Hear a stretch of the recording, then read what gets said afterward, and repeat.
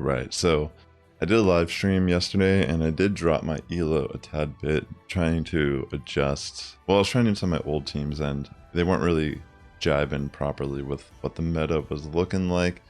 So I decided to actually continue on here in the Ultra League with my battles today. And I was running a team with Clefable lead, Shadow Feraligatr, which I did build on stream yesterday, which is as like a desperation move, I suppose, and regular Swampert with Earthquake. So the idea is to use safe swap Feraligatr, but at the same time, there are scenarios where you're going to want to switch in Swampert as your safe swap. A lot of times if they bring in like a poison type or, you know, like something like Tentacruel or some type of steel type, you want to bring in Swampert. That's a little bit better for your switch in.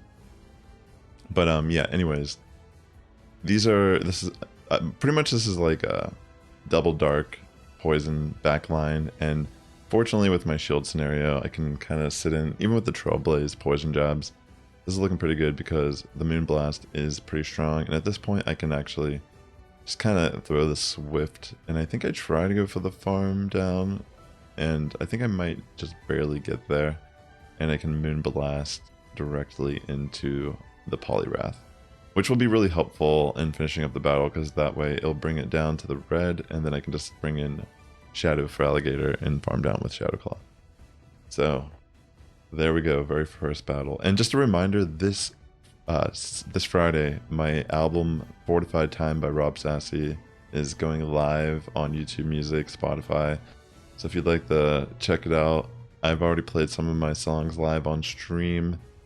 Definitely, and also if you've seen my music video, Microtransactions Can Be Fun, that I've posted here on the channel. I think it was in May, or maybe it was like March. I think it was May. Yeah, that song is going to be on the album, the remaster of the remix remaster of the song. And yeah, and if you're watching this video, please hit the like button. It does help my content tremendously by doing so.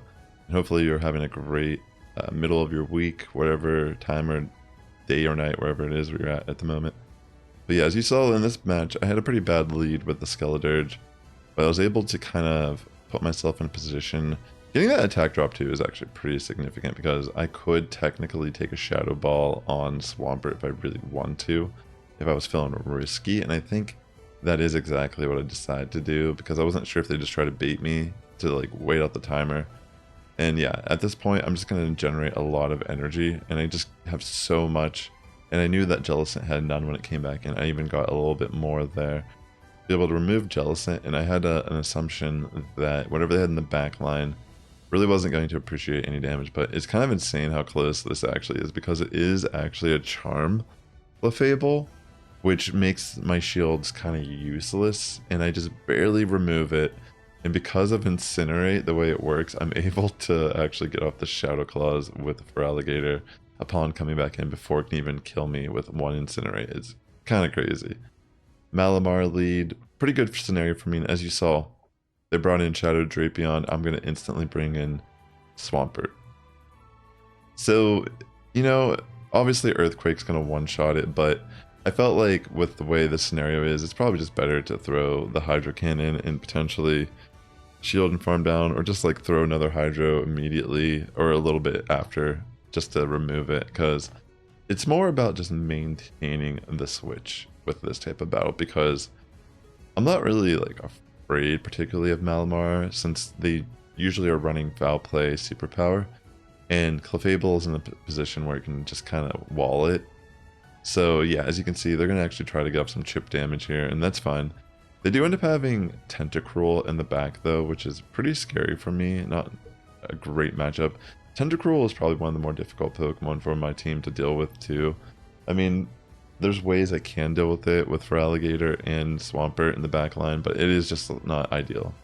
So they do get the attack drop as well here with the Scald, which is looking kind of tough for me personally. And man, the crazy lag in the game. I think ever since all those creators have been making the video on the lag, I've definitely faced people that are exploiting. I was going to post a video of someone who clearly was using that exploit to try to minimize my damage from an Earthquake into a Tentacruel at the end of a match. But I just felt like, whatever. I don't want to give the person attention. Pretty much my whole belief is, if you have to like cheat in this game to get a win, then, you know, whatever. Personally, it's just a video game at the end of the day. I mean, it's annoying, but like, I instantly, like, if I remember that name, I kind of just write you off as a person. Like, you're not even like, you're like an NPC at that point to me. But yeah, I end up actually pulling off the win there, which is really nice. This is actually not a bad lead either for Clefable. And also, I just wanted to give you some insight. My Clefable is not optimized for Ultra League. This was one I built before the XL system, and I've just never wanted to invest into a Clefable again for Ultra League. Like I have like a rank 1 Clefable that I could build, but I just don't want to. Mainly because of the Stardust investment. And yeah, whatever. I'll win CMP against rival Clefables. And sometimes, you know, it's kind of scary. They do run Meteor Mash or the Mirror Match. So in this situation, I knew I could take a Cross Chop and I can throw the Hydro Cannon, and they do actually just let it go. They end up having Talonflame, so I insta-swap knowing that I could probably get a Hydro Cannon off and then just tank a Fly. But they end up having Brave Bird with this Talonflame, and I try to go for the farm down on Feraligatr, but it just isn't going to work for me, unfortunately. And I'm going to have to kind of just rely on fast move damage. So I'm going to bring in my Shadow Feraligatr, and thankfully I can bring it down far enough that upon Clefable coming back in, it will throw a Fairy Wind and kill the Talonflame as if there is a charge move. So yeah, it was pretty nice. Alright, Alone Sandslash. Actually, the funny thing, I should have actually showed you the battle, because the team I faced, the guy like pretty much cheated. He was leading Alone Sandslash and I was running this team, and I actually beat him. I should have beat him at least, but what he did was I threw an Earthquake on with Swampert while their Tentacruel was at like 1/3 health. Pretty much no shields at this point. And they knew that they were going to lose, so they were trying to lag out the game. And maybe I'll show the video. Actually, I'll show it at the end. Yeah, I'll show the battle at the end of this video, actually. You know what? I'll find it, and if I can... I think I have it. I think I actually have it on my phone. I will put it up real quick at the end of this set, actually, real quick. And I'll timestamp it below. That way, you know... I feel kind of bad like calling this person out, but it was just so blatantly that they were trying to lag out the game, because I started getting crazy lag right as I was using my Earthquake, and it showed that I did excellent with my, like, I hit all the bubbles. Like, there was this crazy lag immediately as I went to the charge move, and then once all the bubbles showed up, I hit them all and I got excellent. But when it hit Tentacruel, it looked like I undertapped entirely the move. So the Tentacruel was able to live. And then when I was able to get to the Hydro Cannon, they counted and they caught the move. And then pretty much they were able to win just barely. But yeah, I lost this battle. That was a good plays on my opponent's end. But yeah, real quick, before I jump into this second set, I'm going to find this battle. All right, so let me know in the comments below if you think this person cheated or not, or maybe it was just like lag on my end. But yeah, as you can see, I'm going to show the entire battle. They lead Alone Sandslash, the Shadow variant, as safe swap into Feraligatr. They make a great catch with Poliwrath. So already kind of bad for me. And I was thinking like, oh man, how am I going to win this battle? I'm going to have to try my best. Hopefully I can get some good alignment with Swampert in the back line. And yeah, so far looking pretty scary for me. I'm just not going to shield, I think. And yeah, they do throw Scald, removing me entirely. So I think I bring in Clefable, and I'm just going to tank moves as well. I don't remember if I try to farm down or not. I think I might try to farm it. And I just let it all go through. So yeah, I catch the Scald, and then they have the Tentacruel. Remember I was talking about this matchup at the end of the last set. So yeah, as you can see here, looking like I might actually be able to pull it off just purely based on the alignment here, and maybe I can get some catch or bait. So I throw the Hydro Cannon knowing that they're more than likely going to shield, and that's exactly what they do. So now I'm just going to throw Earthquake because I don't want to mess around, just in case they think I'm going to throw another Hydro, and they do shield. And I figured at this point I'm in a pretty good position that even if I take the move here, I'll still be able to get off the Earthquake or whatever I need to do and win. and they bring in the Alolan Sandslash. I instantly switch in Clefable. I take the Ice Punch, and I'm going to throw the Moonblast, which is actually going to do a decent chunk here to the Shadow Alolan Sandslash. And I get to a point where I can actually even just remove it from the field entirely. So this is where I'm at, where I can set up that EQ to finish up the match. So this should be a good game for me, pretty much, because I can just get to the EQ, and because I have the shield. But look what happens here as I'm like about to get to my Earthquake. You'll see there's like even with the speed up, there's gonna be some crazy lag. See this right here? See this crazy amount of lag? I was like, what's going on here? And then like I get my move, it pops up, and I'm like, okay, and I still get the excellent, but see, it doesn't connect the damage. And then as I get to my move, I throw this, and unfortunately I'm gonna lose now, just purely because my Earthquake didn't register properly. So let me know in the comments below if you think that person cheated or not. I think that was I personally think after seeing that, I did like, you know, after seeing that all you gotta do is minimize your game multiple times or whatever, I think that was a case of someone trying to mess up the match intentionally. But like, it's really whatever at the end of the day, it's a video game. I just thought like, very interesting that I've been seeing this more often now that a lot of these videos are out talking about this with the content creators. You know, I mean, that's part of, you know, bring attention to some type of exploit in the game. There's going to be people that try to use it. And personally, I don't really care that much about losing. I mean, I just streamed yesterday, get my butt kicked live to a bunch of people. So it's really whatever at the end of the day. I'm sure I'm going to hit Legend this season. But yeah, let me continue with my second set here, because this one's a pretty good set. So I get a Tentacruel lead, which is pretty bad for me. But yeah, probably like a lot of these leads that I get that are pretty bad, I'm just trying to chip away damage throughout the fight, even if it's not the best matchup, because I do have tools to still hit these Pokemon, like the poison types with Clefable. I mean, I could run something like, if I was running Meteor Mash, the only problem is like I couldn't really hit Tentacruel at all. That's one of the reasons why I kind of like Swift, because of the Venusaur. I mean, I guess technically Venusaur isn't included here. It's just water type Pokemon can resist steel type moves, so sometimes it's good to have that normal typing just for the neutral coverage. So yeah, in this scenario I get pretty lucky because they have Dray Algae next, and they don't actually shield the Earthquake, and that puts me in a position where I'm actually going to bring in Clefable, and I could farm Dray Algae down, and also puts me in a nice position to whenever this Licky comes in. And they decided just to quit because they didn't feel like they were in a good position to finish up the match. And I was really just going to bait at that point anyways with the Swifts, knowing that they didn't really want to be taking extra damage. So I get a Registeel lead, and I'm going to safe swap into Shadow Feraligatr, which isn't, you know, again, another like rough lead, but good to kind of get this damage off. And fortunately for me, they didn't get an attack drop. So my Hydro Cannons are still going to hit with optimal power.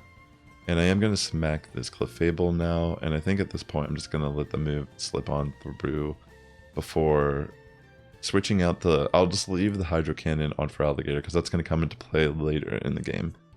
So I'm keeping that and knowing that I could probably just take a Swift back and just kind of... You know, I was hoping it would just remove Clefable here, but it barely lives and Swifts me back. It's whatever.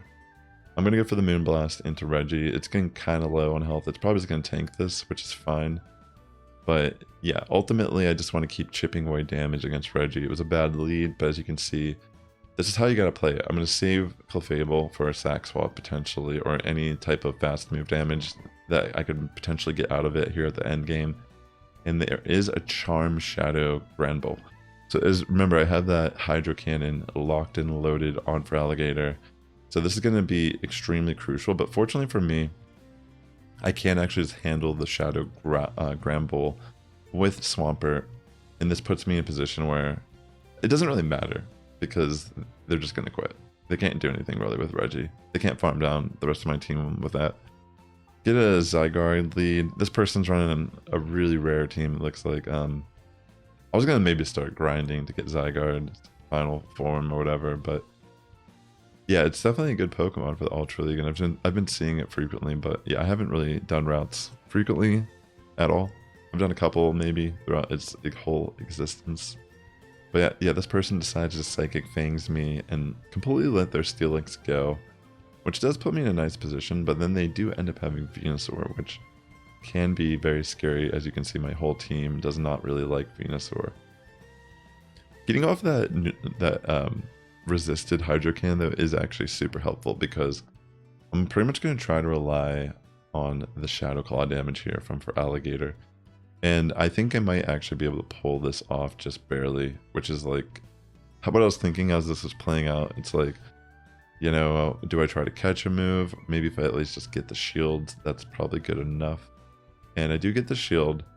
And I think at this point they make a misplay. Maybe I would have outpaced here and got to the Hydro. Maybe that's why they switched. But I'm able to just kind of Ice Beam Zygarde now. I could have even just saved that move. But at this point, I can just get to a Swift on Clefable. And even if I take a Sludge Bomb from Venusaur, I will just barely be able to live it. And yeah, I can Swift pretty close there, honestly. I don't know if I got the defense drop from the Crunch, but yeah, really nice. Very thankful that was able to pan out in my favor. So I thought this was kind of interesting because my whole back line can deal with this Pokemon pretty good. And they end up switching out into Feraligatr, which I'm okay with as well, because I was thinking I could even just tank a move from Feraligatr if I really needed to, and then switch in my own Feraligatr.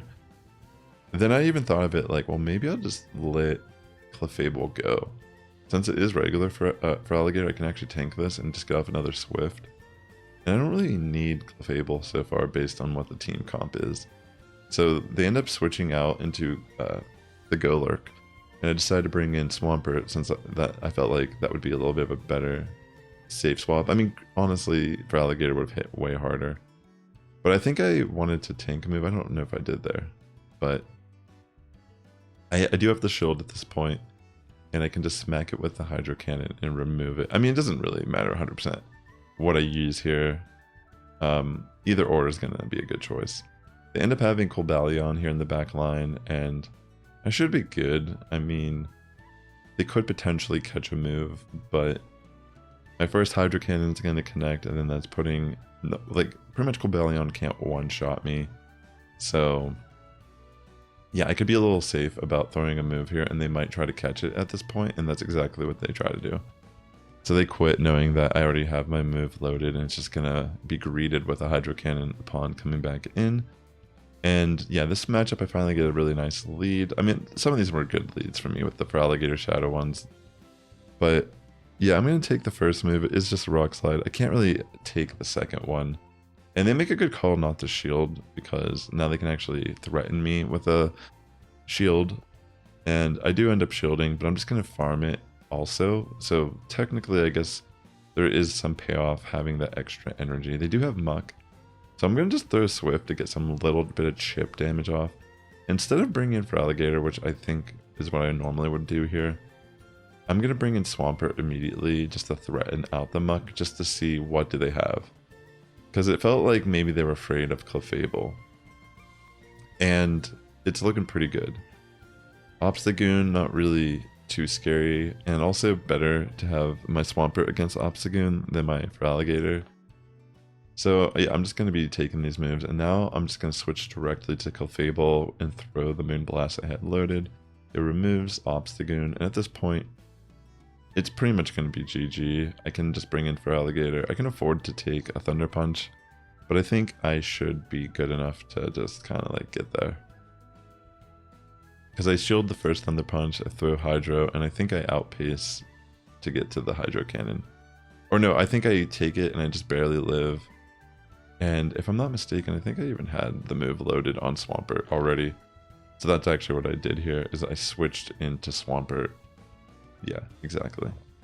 So GG, ladies and gentlemen. Those are my sets of 5-0 to end the video. Trying to get me back up to the veteran range. With that being said, ladies and gentlemen, the Sass Squad is getting stronger each and every day. Have a good morning, evening, afternoon, wherever you're tuning in, and I'll catch you in the next one. And if you'd like to watch more Go Battle League content from me, consider watching this video right here, or this video right here.